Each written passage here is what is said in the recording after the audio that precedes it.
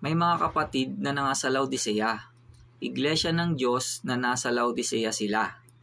May sulat din si Apostol Pablo sa kanila, kagaya ng mga nasa Colosas. Ipinababasa niya yon sa iglesia ng Diyos na nasa Colosas Kaya lang wala dito sa Biblia yung aklat na yon. Hindi pa yata nakikita. Yan ang isa sa halimbawa na ang isang aklat ay kasama sa mga banal na kasulatan. Binabanggit yon sa ibang aklat ng Biblia.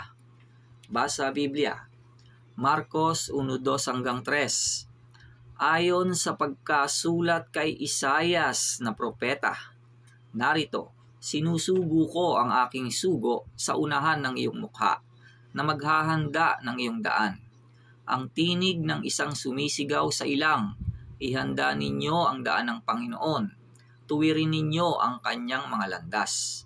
Isaias 43:4. Ang tinig ng isang sumisigaw, ihanda ninyo sa ilang ang daan ng Panginoon, pantayin ninyo sa ilang ang lansangan para sa ating Diyos. Bawat libis ay mataas, at bawat bundok at burol ay mabababa, at ang mga baku-bako ay matutuwid, at ang mga hindi pantay na dako ay mapapatag. Colosas 4:15-16.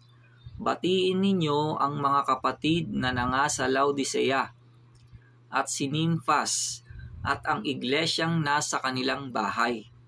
At pagkabasa ng sulat na ito sa inyo, ay ipabasa naman ninyo sa iglesia ng mga taga-Laodicea. At basahin naman ninyo ang sulat na mula sa Laodicea.